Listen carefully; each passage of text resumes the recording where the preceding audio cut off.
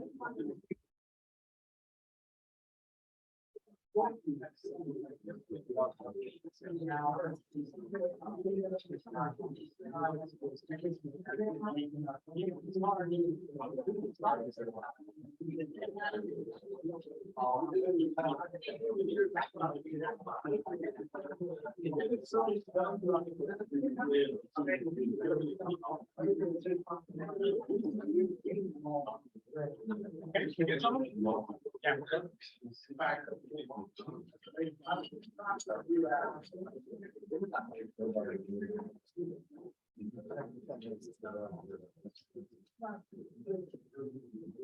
afternoon, everybody.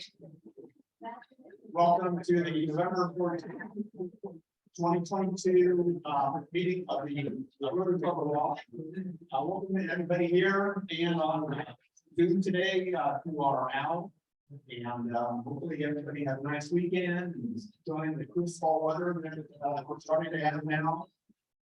We have one together and have a very key speaker with us today. So let me get started. We'll pull into Tommy, starting on some with the application.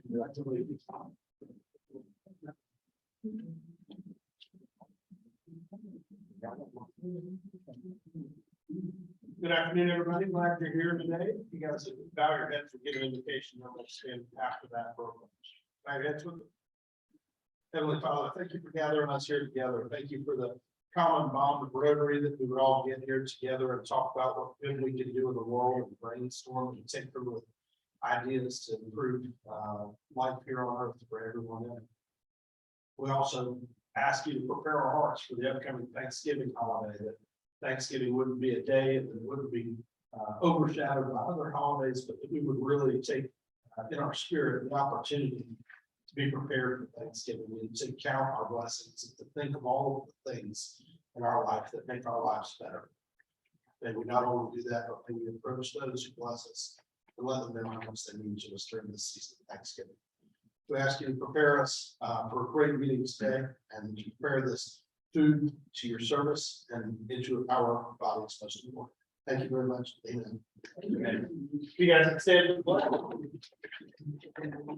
pledge.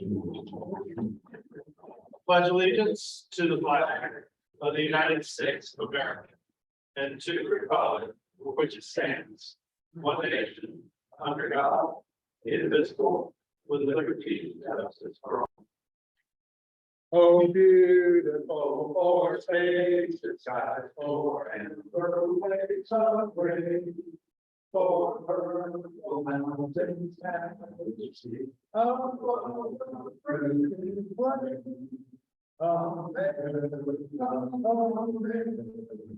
God shed his grace on thee, and from sea to shining sea. R-A-P-A-R-Y. That's a great one. Thank you, Tommy.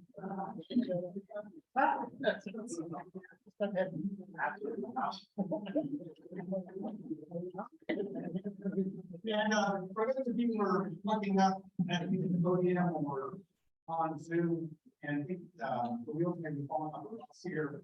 Let me know when to put this up. This meeting was today, and I'm holding the screws in my hand. So my kingdom or but I'll put this on the way. That's why I think we're going to have a little problem. Let's get to the introduction of guests today. I see Ethan's come back to grace us with his presence. It's nice to have you back again. You introduced yourself last time, and you might remind me your last name. Ethan Chapowski. And Ethan operates a car wash facility in Johnson County. Okay, that's good. Yeah, well, good. And of course, we have our speaker today, Glen Warren, his assistant, is with us today. And do we have any other guests present? or on Zoom or video, I guess. That will be covered during membership. I think that's.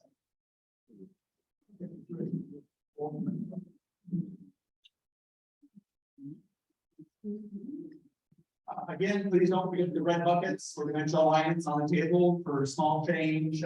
We donate to the red bucket and it adds up over time. There's no operating money if you don't have any small change with you. Just write to or whatever on there and put it in. It will be built. Upcoming meetings. Remember, everybody, we don't have a meeting next week during Thanksgiving week, so we're off. I think you'll enjoy coming back the next Monday, the 28th. We have an expert on Tar Heel basketball. Ryan Smith, for first of the trilogy of books on Carolina basketball history.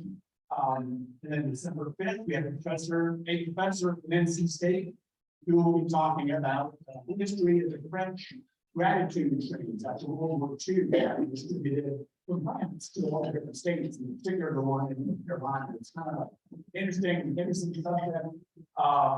And then everybody please put in your calendars. There'll be more formal invitation coming, but Wednesday, December 14th, we'll be meeting Monday, December 12th. But Wednesday, December 14th is our holiday luncheon. It'll be at the Carolina Country Club with entertainment provided by Carrie Suffern's son's school, who performed for us last year with their band. And for those of you new to the club, feel free to invite someone if you'd like. Good friend, a business colleague, a spouse, partner. People often do that. It's time to get together and stuff in some festive clothing and have a special time. So please remember that. So for those of you who are interested, I should have put this in the weekly bulletin this morning, but I forgot. But tonight we have a board meeting, Rotary board meeting, and any of you at any time are welcome to attend a board meeting. So on Zoom. So if you'd like to attend at 5:30 tonight, it typically lasts an hour, maybe an hour and a half. Contact Linda for the Zoom information. And just going forward, they're held on the second Monday of every month. And we had some new members this year attend board meetings. It's nice of them to do it, and they can see what's picking up and how we're running the club and issues we're dealing with. And it's going to be a good idea by the team. So please keep that in mind. So with that, last week we were tight on time with all the business we had and with Kurt. Speaking in, there was a notice that Glen sent out as well. Kurt, I don't know if you did, but Kurt was going to be bringing books today. Okay, great. So Kurt has brought Food in Hell Island books today. If anybody would like them, we're not going to have some Kurt's here with them. But last week we didn't get to the nosy neighbor portion of our meetings, but this week we're going to get to the nosy neighbor. So warning, nosy neighbor. Tommy, you want to come up and start that off? Thanks. I have struggled so much with something that should be so simple, which is the spelling. Because I see it spelled both ways in different places. And I even looked it up on Google thinking I had a definitive answer, but it consistently comes up in both varieties. So I have it saved on my computer, and I'm very self-conscious that some well-meaning attorney is going to look into my computer and be disappointed with my poor spelling. Anyways, today's nosy neighbor, Mr. Harrison Turner. You guys may have met him or seen him up front before. Harrison serves at our club as our membership chair. So a lot of you, if you're new members, probably know him really well, but you just dealt with him a good bit. You guys love hearing from me, I know. But it is interesting how some of our long-term folks that we see a lot, that have a lot of visibility in the club, maybe we give them and then keeping them out alive, right? So maybe there's a neighbor's opportunity for us to update that a little bit. Harrison, why don't you start off telling a little bit about what you do as a day job when you're not here? Any kind of information about your family and your life when you're not at Rotary? Yeah. I'm originally from Goldsboro, North Carolina. So I've been in North Carolina for my entire life. My wife and I have been here since 2010 in the Triangle. I work at Moore State Bank as a commercial lender. Been there for 4 years, been in banking 14 years. For my age, that's probably at least how old. I started as a part-time helper in college, so I've worked my way up through the trenches. Besides that, I love spending as much time as I possibly can with my daughter. She is my wife. I got a 2-year-old. We go to church at Vintage Church downtown, so we're really active in the church. Awesome. How long have you been married? We have been married 10 years in October. We've been together 17, but we've been good 10. Okay. Your daughter was 2, so we're looking for any answer more than 2. Yes. All right, very good. And, speaking of your lovely wife, how did you propose or get proposed to? I don't know which direction that went in your household, but let us know. Yeah. I had a plan. I didn't know when I was going to do it, but my wife, at the time, girlfriend, she wanted to go to Target. So I did a detour from Target, and we went to the back of. So she's military. So she's military brat. They retired at Fort Johnson Air Force Base. So we went to the back of Fort Johnson Air Force Base and flight line. It was 8 or 9 o'clock at night. Stars and beautiful. We went out there. We got on top of my car, looked at stars, and I proposed. My line, I think this is a good line. So it was right before New Year's Eve. So I asked her, I said, "What is your New Year's resolution?" And she said something. I mean, something she would do. And I said, "My New Year's resolution is not go another year to be my wife." Oh. And then I proposed. And then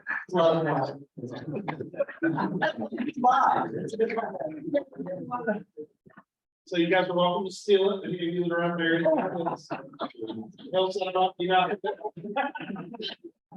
That'll funny. How about this one, Harrison? How about the craziest experience of your life? Can't do the same story. So in 2018, before my wife and I started trying to have a family, we did a thing on her bucket list, which was to go down to Peru and hike the original Inca Trail up Machu Picchu. That was the most amazing experience of my life, especially when something was camped his entire life. That's an entire week of me camping out and hiking up mountains. I felt super prepared going to REI and buying all this fancy equipment, preparing myself for this trek. And then to get there, I was extremely humbled to see these porters who live in Peru, and they were running up the mountain with 50 kilos on their back in sand. It made me like I'm so unathletic. That was a cool experience.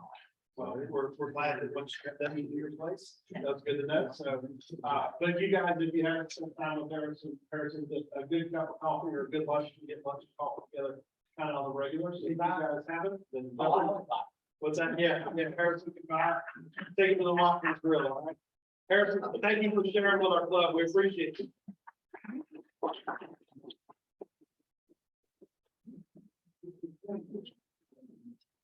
And just as soon as he's here now, let's welcome Harrison back up.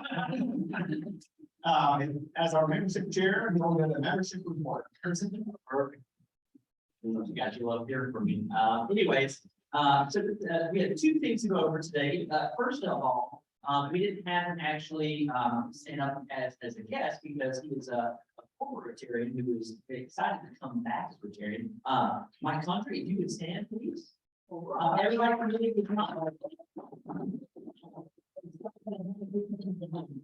eager to join the Rotary Club Raleigh, and we're actually having an update in the coming weeks. So thank you so much for coming today. Looking forward to having our family. And then second, we have a second reading. So can you please come up front?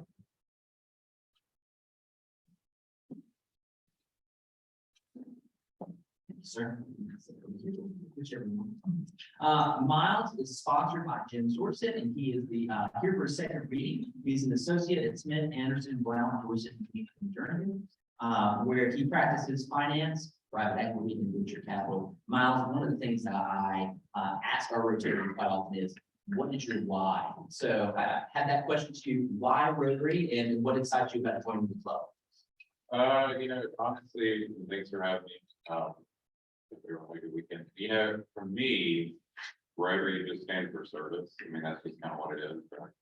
And, from my long bio last week, you can probably glean that I really believe in service, community, leadership, and nonprofit world. And that's just something that's really near and dear to my heart. And so when I'm not, we're working on credit agreements or helping funds raise their money every other second.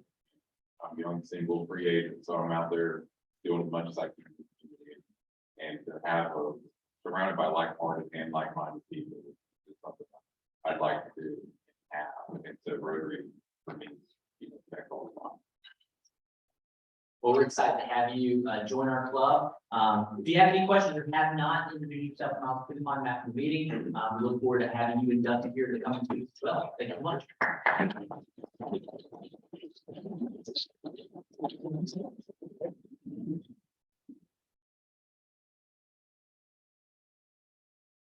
Thank you, Harrison. Next, we'll move on to service. We'll ask Richard to come up and talk about service project we just had and what's coming up next. Good afternoon, fellow Rotarians. This past Saturday, a group of Rotarians met at Note in the Pocket. Note in the Pocket is a local nonprofit who provides quality clothing for impoverished children and families with dignity and love. First thing we did is we took some clothing that could not be used and loaded it to be recycled. And then some clothing that could be used, we put in the rotation, we folded and put together that will eventually be put for families to go along with stuff. We each put in about 3 hours of work and we did some major damage, and it was a great bonding time for members. And, it was a wonderful event. I appreciate all the Rotarians that were there this past Saturday. For our next service project, it will be our signature project. Our bell ringing Salvation Army. Every year, our club raises money for Salvation Army by bell ringing. We raise thousands of dollars. And we ask that each member do at least 6 hours, 6 one-hour shifts. And as a member who tomorrow will be 1 year in this club, I highly encourage you to do this. This is a wonderful opportunity to meet members. I remember this was a time I really got to know Tommy. I also remember it was the first time I met Mark Bennett. I walked up and he said, "Welcome to the club." I said, "Are you a banker or a lawyer?" But again, I highly encourage you to participate in this event. And if, as you know, in North Carolina weather, you could dress in shorts like we did on Sunday, or a coat like we did today. But it is a wonderful event. We did some good work. And last year we had a lot of folks in the club do some heavy lifting. Kevin and Bill, and I really encourage you. We try to spread out the hours. I know we've got some new members who are really putting in some volunteer work. So I encourage you, everybody, to do their parts. But thank you very much. Appreciate your time.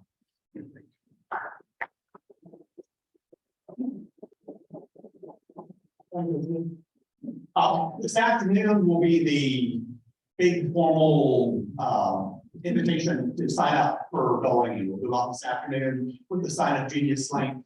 And again, it runs from November 28th through Christmas Eve. I have a couple more slides. I just wanted to follow up.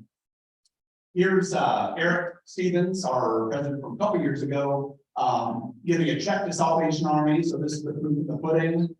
These are the check represented donations above and beyond what was collected in the bucket. Last year was sort of end as the pandemic was beginning to end, but we didn't beginning of it. But we had 233 hours of bell ringing a year ago. Hopefully we'll break at least 300 now that we have more members and everybody's more comfortable getting out and about. We raised, I believe, over $50,000. And as I mentioned, it's just a great opportunity to get to know someone. The shifts are staggered. So the shifts begin, for example, at 3 o'clock and then 2:30 and 4 o'clock. So you'll be ringing with at least usually 2 other people that you sign up for an hour shift. I usually sign up for 2-hour shifts. And so I'll meet 2 or 3 different members. You have a well-behaved dog, you can bring you can bring her, she will help you ring. I brought my facility one time, and that was a big hit for all the folks there. And I did want to point out one thing that This is an article from a Ultra magazine that appeared 2 or 3 years ago about the Salvation Army government and how important it is to the community. And as you can see, that they focused on us, the Salvation Army representative pointed an article out in particular as partnering with them and helping them establish, of course, the Lake Smiles dental clinic, the Rural Public AKA Lake Smiles in the Salvation Army building. But what I like at the bottom, they interviewed longtime member John Cannell. And at the bottom, he is quoted as saying, "Ringing the bell truly is the most humbling and uplifting thing I do all year. In fact, it is the perfect antidote to the commercialism that makes it so hard to get into the Christmas spirit," says John Cannell, who's been ringing the bell for over 20 years. And there are a lot of you out there who have rung the bell for 15, 20, 25 years or more even. So I think that says a lot. I think John summed it up. It's a great experience. We have some students who every year, as students of Silent Geniuses out there, reserve, for example, Christmas Eve, and they go out there as a family to ring bells. We'll pick a special time after church on a weekend or before they go out to dinner on a Friday night. So it's a special time. So please look for that invitation. That will be coming out this afternoon and sign up. Move on to birthdays. We have happy birthday, Steve Smokowski, Norman Holman, and Mick Elmore's birthday. Jim and Patricia Graham on November 16th. Is that 59 years? Congratulations.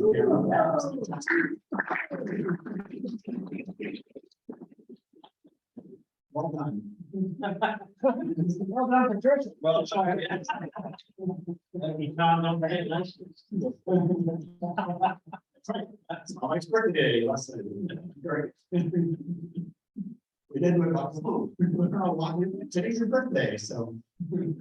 And San John had an anniversary as well. So anyway, congratulations to everybody for that. So with that, let me lead into introducing our speaker for today.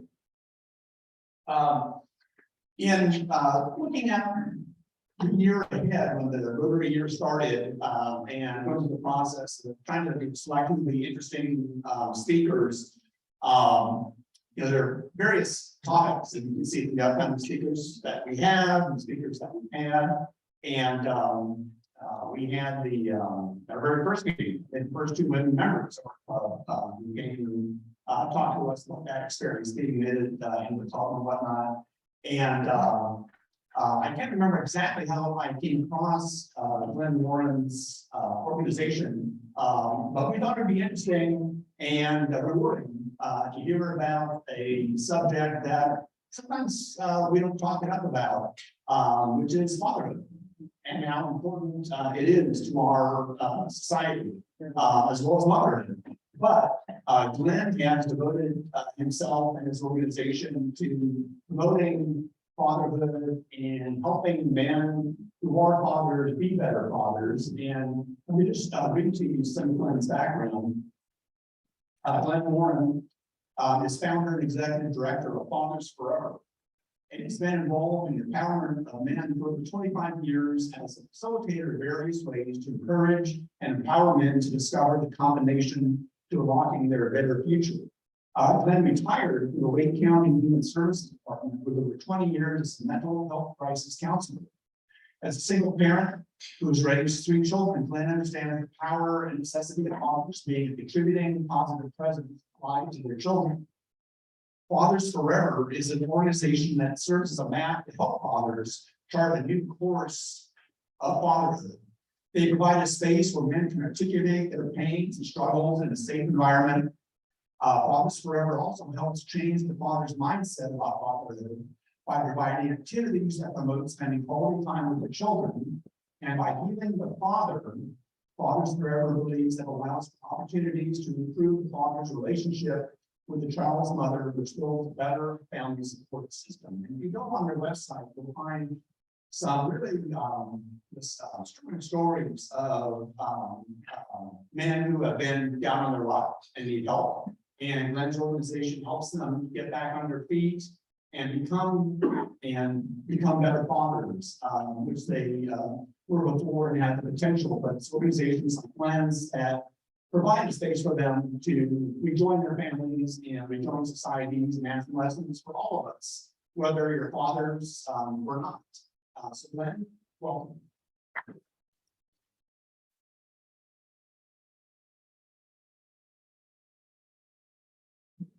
Greetings, thank you, Tom. Wow.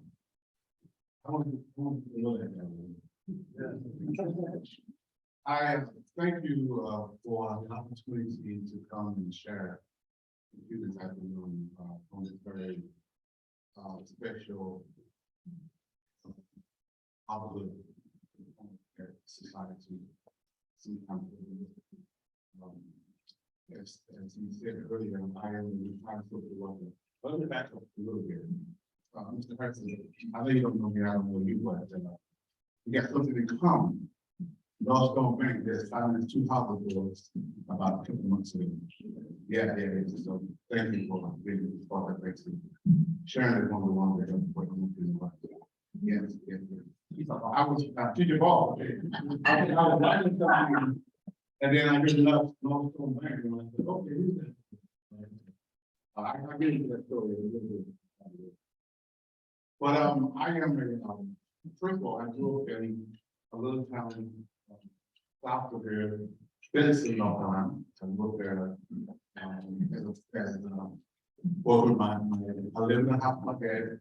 My mom and my dad, we lived in a house there with 7 siblings, 6 siblings. And so I grew up in a household where dad was there. He worked a lot when he was there. And so I grew up in a household with my dad. I know what it's like. I feel it, you know. It wasn't too many nights while I was in bed that my dad wasn't there. It wasn't too many more when I woke up that he wasn't there. And so I knew what that world feels like. So then I got the job of doing social work. I'm working with a lot of clients, a lot of people.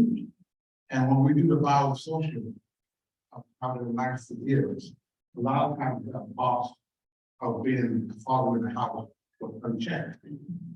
They didn't know what it was like. And consequently, the wife's lifestyle pretty much hell a lot of times. And, you know, they substance abuse issues, all kinds of abandonment issues, all things happen, you know, kind of bad things happen to their lives. And after working with services, I decided I wanted to do something, I wanted to get back. So I've always been involved in men's fellowship. Every church I was involved in, I would be in charge of the men's fellowship and working with them. By the way, Father forever, the name came from the scripture, everlasting Father. Everything we do is good to the family. But God has really given us an idea of how to take the gospel beyond the 4 walls of the church and we can take it to the world. So Father forever really comes from everlasting Father. But I can't walk into a child support office with a program called Everlasting Father.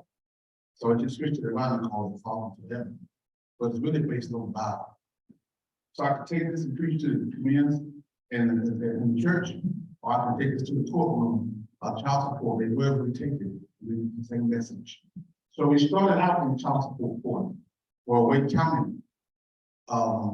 Sad when we gather a list of all the jails about child support. Instead of putting them in jail, they suspend that sentence and refer them to our program. And we take them to a 12-week class in Fatherhood. It's like when you get a DUI, you got to go to class in substance abuse, or when you got domestic violence, you got to take anger management class. But the same concept, when you're not paying your child support, when you're not being taken care of your kids, you are ordered to follow forever. We take them to a 12-week class in Fatherhood and teach them how to be the father, show them how to be the father. And we did that until COVID hit. Of course, when COVID hit, everything shut down. We started this in 2008, so we've been doing this for the past almost 15 years. With a lot of success. A lot of guys who graduate, when they complete the program, they will graduate, they have a big graduation, and they'll bring their families in, and some of the guys who graduate from our program, and they'll graduate from unity. They will come, we will have a big celebration, big graduation, and they get on with their lives. Wake County did a study that 65% of guys who went to our program increased their child support payment. The child support payment. Also, they also increased their time with their kids. So with COVID, it actually kind of stepped on everything for a while. But we was approached about 4 years ago to start transition houses.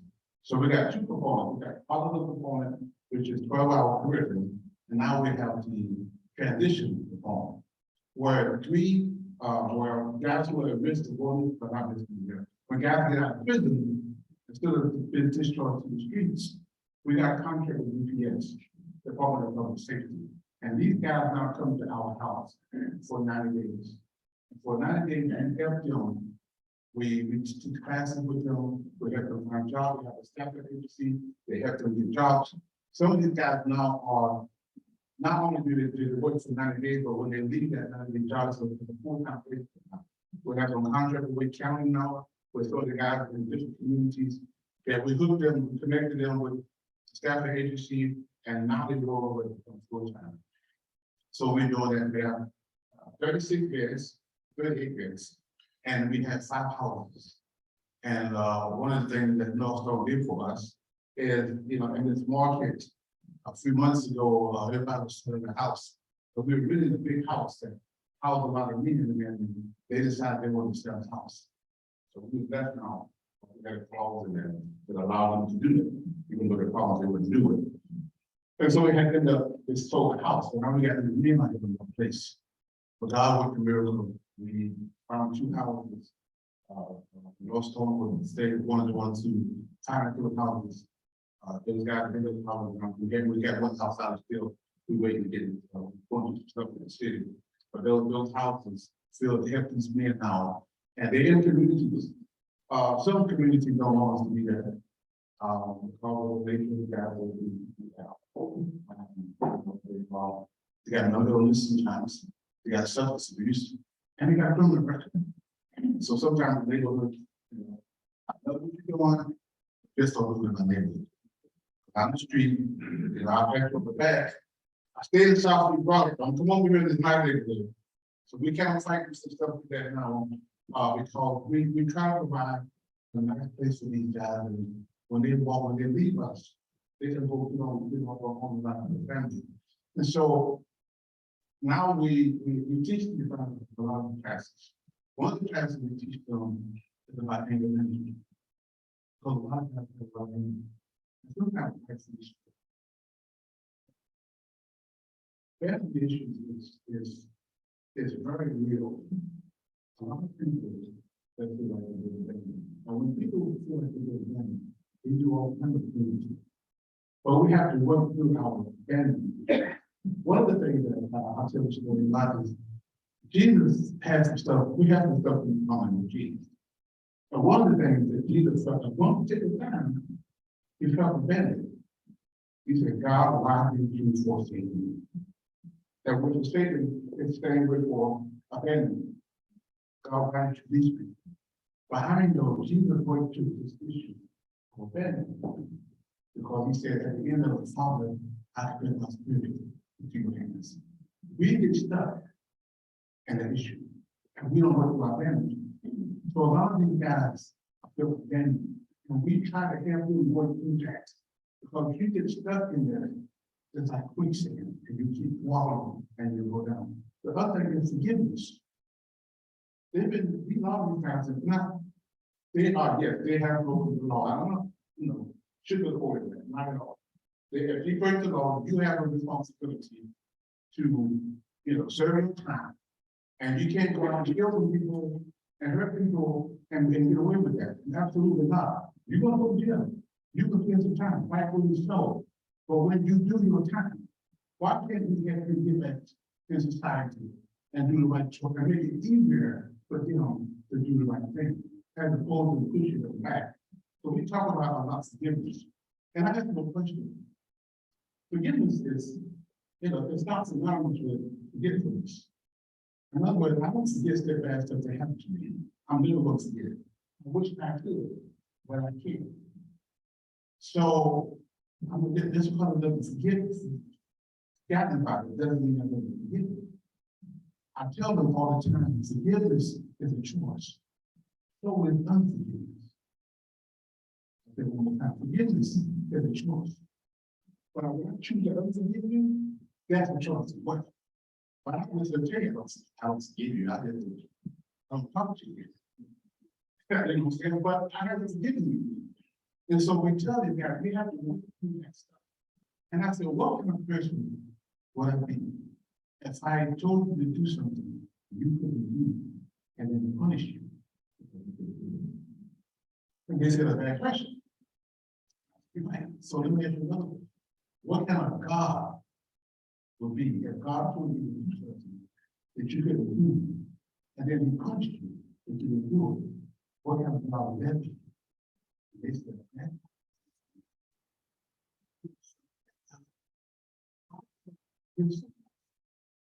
It was power. He said, if you don't forgive them, punishment comes. I'm not going to forgive you. That's the issue. Forgive others. But if you don't forgive others, I'm not going to forgive you. So if God gives us the power to tell us to forgive, then we have the power to forgive with his help.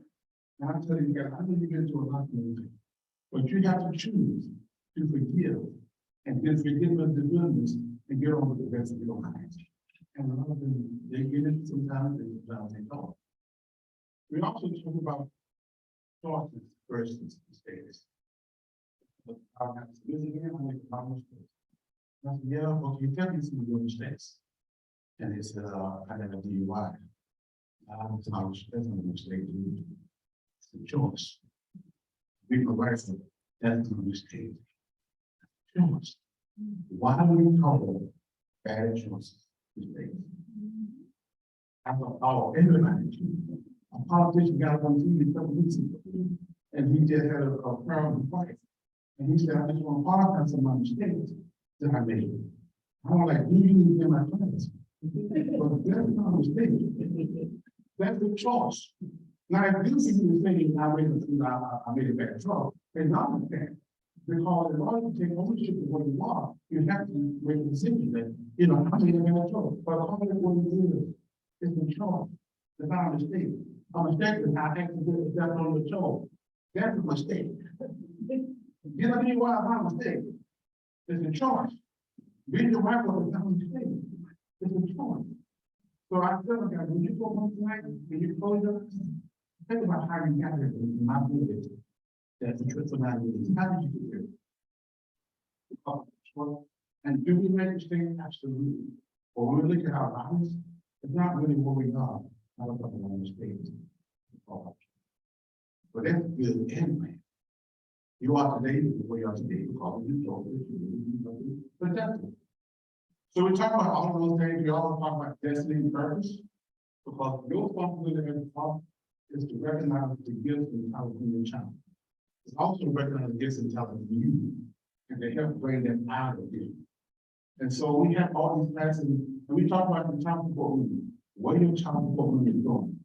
I didn't tell you all the story, but I was my wife and I was some people. Let me know when you have to come It's close to my town. So, you know, I was getting out of college. Well, my kids were for 13 years. And she decided she wanted to be married more. And I said, okay, that's fine. That's all of it is. You can go. My kids are staying with me. I have 11-year-old, 9-year-old, and 7-year-old. I remember standing in my kitchen and I was in bed and I woke up about 2 o'clock in the morning and it me around 2 years. How check about cooking. Nothing that I remember my household, my mom cooked for me. I went to college, I had 3 months in the college. I got out of college in May, I got married in July. I been cooked for 15 years. So cooking was never a part of my choices. I never had to cook. But it's not me. I got new food. And I'm gonna have to cook. The first time I made spaghetti, I made it because I watched them cook. And I did the noodles really good. And I did the noodles really good.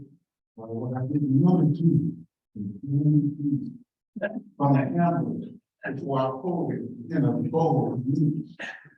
It was about that much peace.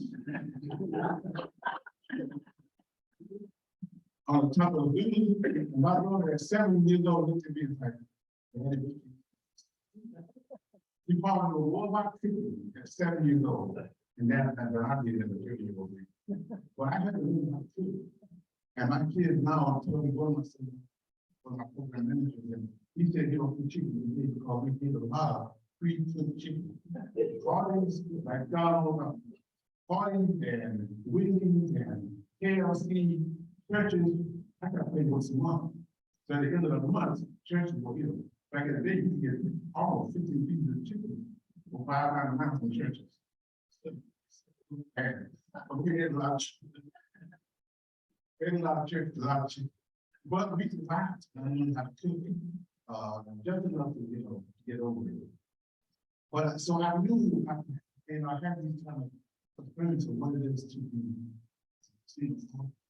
And my child support when you're born, what you have to repeat, and when your child support when you're born, how much put it in there so you as a father to make sure that you do in your child support. Because you're not strong, whether you live with them or when you don't live with them, they're still your responsibility. And we teach them that, and when they graduate, when they walk out, they understand our concept of fatherhood. I really, we have a car wash. When guys get out of prison, they come to us, and they come to us with their uniform, still straight from prison. They don't have ID, so we help them get their ID. So we created my dad's car wash. And so they wash the cars a little bit, get some cigarettes when they get some water. I looked at and created a curriculum. So now we don't just teach guys how to wash cars. We teach guys how to detail cars. And when they leave us, they got a certificate of 200 hours washing and detailing cars. One of the guys who graduated, moved back home, and I'm using supervisor at a dealership, washing, showing how to detail cars. So now they start their own business. As soon as the guy gets to the way they're not going to be probably not. That's the given thing. So how do we expect them to become their own business? And one of the things is we provide the college. And so we have some guys now who are working full time, came to us in unity. One of the guys on Jamie, 2 of them now, that work for us full time, graduated, we sent him to school, he's an executive detail now, and he teaches other guys how to detail. And that's one of the things that we really proud of, that these guys now can learn how to detail cars on their own businesses. We really feel that giving back to the community, a lot of times about fatherhood, we don't put a whole lot of interest in fatherhood. And then it's society that we live in. Because somehow they think, that we get it all together. Society thinks that we have it all together. And we do okay, but I don't know, we need some work to do. We can do about it. And so we put a whole lot of emphasis on kids, rightfully so. And we put a lot of emphasis on women, rightfully so. But we kind of neglect. Because we can.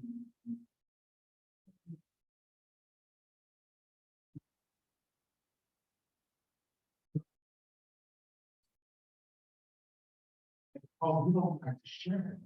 We don't talk to them. People follow them. People don't really know. So what? We just talk about it. Started to the bullet in the brain. And suicide. We didn't know how to deal with us. We taught not to share our feelings. With kids. When we get up, we fall, we hurt. We got blood. To me, blood is associated with pain, right? We got blood people coming from pain. But we tell little Jimmy, you're not hurt. And then we tell him, check it out, don't be upset, stand up. And they would tell him to deny his pain. You are not hurt. Even though Jimmy sees the blood coming down his face. But we teach them how to deny his pain. So now we will go into society where we have a routine. Until we get up to the girlfriend. Then she said, I want to see your emotion. Another one, I want to see you cry. And we'll go to him too. All my life, you've been telling me not to cry. Now you telling me to cry. Right? You lost. Confused. So we need a lot of help. The first time I was training to do therapy, a big guy that probably bigger than I am, he was sitting in my office. And you know, my mentor there, and she was teaching me, you know, and I'm thinking I'm doing a really good job. And the guy started following. Big burly guy. Multiple. And he's coming. And the first thing I did was grab a tissue ball and give it to him. And he stopped talking. And then we left. My mentor asked me, man, why did you give me the tissue box? I'm like, what's the The dude is fine. He got snot and everything, really, that's why I gave him the tissue. She's like, really? Yeah, she does. Go home and think about it, and then you want to do it.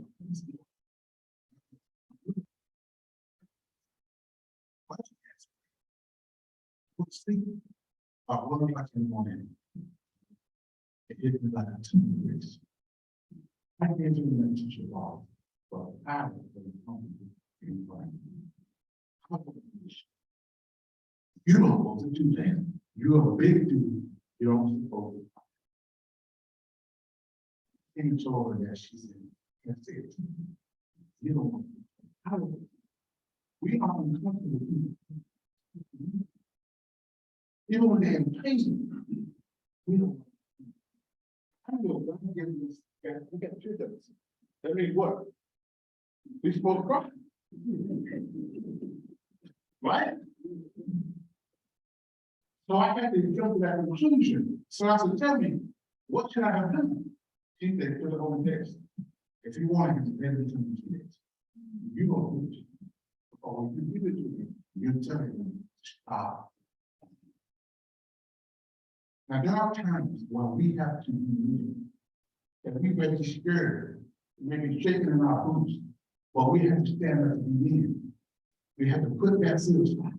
When somebody wants you to do a 1 o'clock in the morning, you don't see your wife to the door. You go to the door, you may be shaking in your boots, but you gotta do it. You gotta man up. So there are times we have to do that. But there are also times where we need to be able to talk and share our feelings. You get out there. And you're talking to your best friend, you know, and you're going through some things, and the secretary down the street, she was really good. You know, you working every day, and she looking fine for you, and you go to him like, man, it's not to be good. And if he tell you, man, don't get that, then they can see you. You need to tell somebody, you need to get to say, you man, don't mess that up. You got a wife to get, you got kids. Don't do that. That's what you need. And we all need it. And I'm telling you guys, find somebody to make this happen. Because we need help just as much as anybody else. One of the things we need that I think we need is fatherhood is so important. I think the grandfather, who else got that? Who else got that?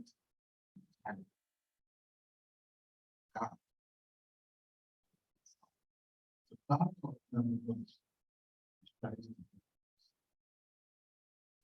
When you get that, father is when you start something and initiate something. So in COVID, what we did during COVID, we created for the last 40 years, we've been talking and teaching our curriculum. So we now have been asked by inmates, by prisoners, chaplains all over the United States now are calling us and telling us. Because we created a book called I Am the Father Forever. That's the curriculum we're using. They've been teaching for the last 14 years. We decided to put it in the book. And now it's called Our Dads at a Distance Mission, where we're getting this book now into the hands of inmates all across the United States. We connected with CLI, Christian Library Alliances, and they've chosen this book to put this book into the hands of inmates. There are 627,000 people incarcerated compared to 50,000 moms. 627,000 fathers compared to 50,000 moms. So we're putting this book into the hands of inmates, and we can't afford to do this on our own. So we're going to, well, like yours, churches are doing with great good time. When I came with this idea, there's a good idea, sometimes there's a cop. I'm not falling to over that idea. I was praying for that one day, and I said, God, how am I gonna get this book into all the inmates? How am I gonna do this? And God got in the spirit to reverse books time. This is like my very books that are written, and I use people, buy books, and then they'll take the book. Well, reverse books time is when you donate the book, you put a nice message in the book, and we donate the book to the inmates. So we're getting called all over the United States now from CLI, because she's like this month we connected 250 books, 209 books, and we just took the CLI and then ship them to different. They got over 1,500 inmates. Real short story. We got a call last week from Texas. Prison got a box with a book in it, and he called and said, "How can we get this book?" And this guy got over excess of 20,000 inmates. So he wanted to bring books. But this is the text. This is the text. We got 12 chapters, we got 12 classes, we got 12 homework assignments in each one. They can do a group study, or they can do it individually. And we're trying to get this book to as many following possible. So there's a brochure that we got to share a little bit this. There's a business. Some businesses now are they don't lose their time book. They make donations, and we'll get the book and we'll take it to senior citizens, and the senior citizens sign the book. We took 100 books over to senior citizens last week, and they put a little message in the book. Nice, message something home and encouraging message. So again, I know one time it was site. I just want to thank everybody for the opportunity. At the same time, if anybody has a couple of questions that they want to give, yes. Yes, sir. So, when I was a kid, when you watched it, either like a movie or a TV show, there was always a father person. And typically it was like the father on Good Times. Yes. It was great father. It was Michael Landon on Lost and Prairie. Lost and Prairie, yeah. And now it seems like we have replaced that for either that father on the TV show, or it's Al Bundy or Homer Simpson. So can you speak to maybe what the impact of our society has? Yeah, because they have somehow shifted, put the father on kind of on the back burner, like, father development. That's totally to the contrary. And that's what we have to do. When you look at, we got fatherhood, we have 4 nonprofits. One is animals, one is for girls, ladies, women, one is for kids. And one is for fathers. We didn't get the money. First of all, get the money back. Then the program will get money. Then the kids, then the women. But father is going to be the last one.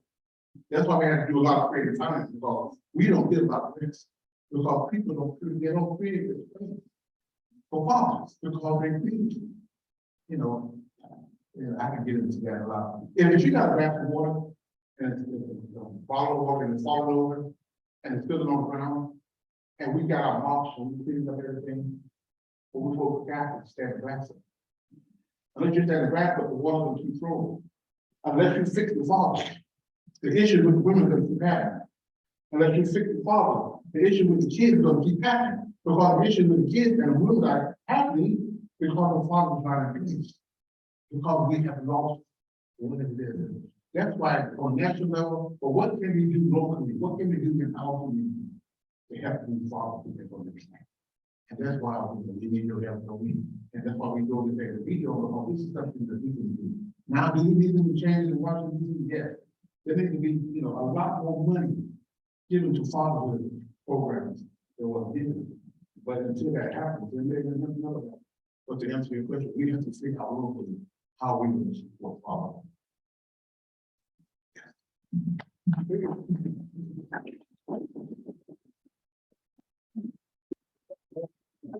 The program locally, how many men have you had go through your program over your? The fatherhood component, fatherhood 2,000 years, the last 12, 14, 15 years. The fatherhood, I mean, the transition housing, Angela, how many, you know, we have 5 transition houses. 200 a year, we want it for, 5 years.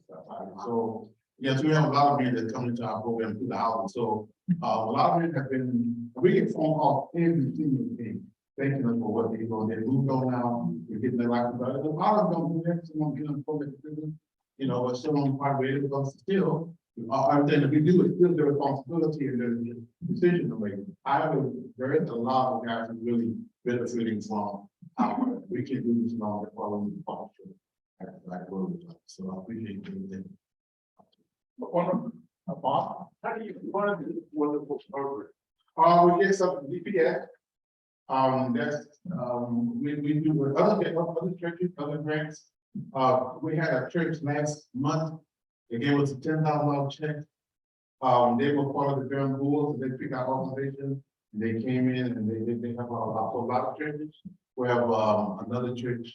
They give us money on a regular basis, so a lot of churches. And we just, you know, it's a donation of some contracts that we have, but it's also a donation of churches and different clubs that we have with us. So sometimes they have to go out and, you know, hunt and kill our, you know, sometimes something given to us, but we gotta go out and get it. We do both of them, because they may decide they're looking to give us that grant today. This time, I don't want to close my door, so we got all kinds of ways that we're out trying to earn money that we don't have to do. Yes. You speak very highly of your own dad. Yes. I was wondering, what's your favorite thing about your dad? What special day? What's your favorite thing about your dad? Oh, wow. My dad was a no nonsense guy. He didn't, you know, he didn't kill her. He didn't, you know, but at the same time, he was very stable. He was very loving. He, you know, when I first, you know, came into Christian, you know, we started embracing man and hug. My dad from the he didn't want to hug. And so after a while, we got used to me doing it. And so when I grabbed him out, you know, we passed away 3 years ago. But he was always that stability. He was always stable, he was always there. And now he worked a lot of hours, he worked 2 full-time jobs. So one time he had a job in Maryland, and he came home every single weekend for 2 years. He got in the car 1 o'clock at night, and he goes into the business. And then Sunday afternoon, he get in the car and drive back to work. So his commitment to his family is what I heard, is what I really, you know, that's why when I decided to split the place, you can go, my kids didn't go with it. And so that commitment to family values is one of the main things. Well, Glenn, thank you very much.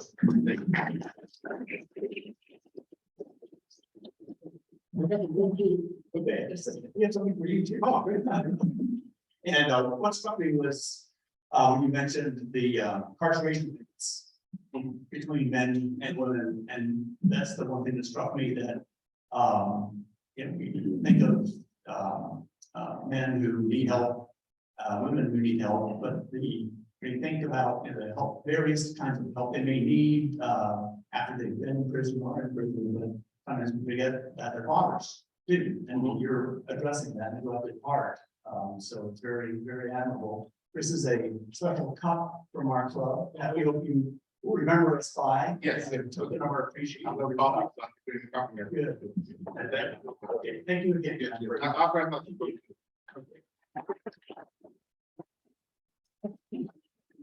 President Trump, Yes. Mr. Graham, Jim Graham came over here a moment ago, so to see some cold hard cash for the $50 fund in honor of his 59th wedding anniversary with his dear wife, Patricia, God bless Patricia. And also because his UNC football team beat Wake Forest in an exciting football game Saturday night. So thank you, Jim Graham. Okay, very good. You want to say something?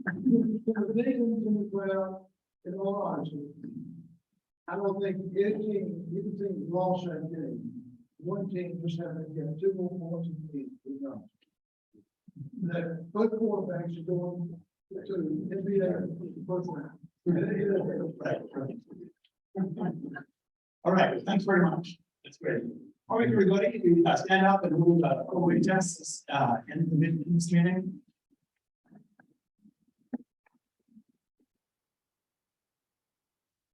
Are there things we think, say, and do? Is it true? Is there all concern? Friendships will be beneficial to all. We need to adjourn. Thank you.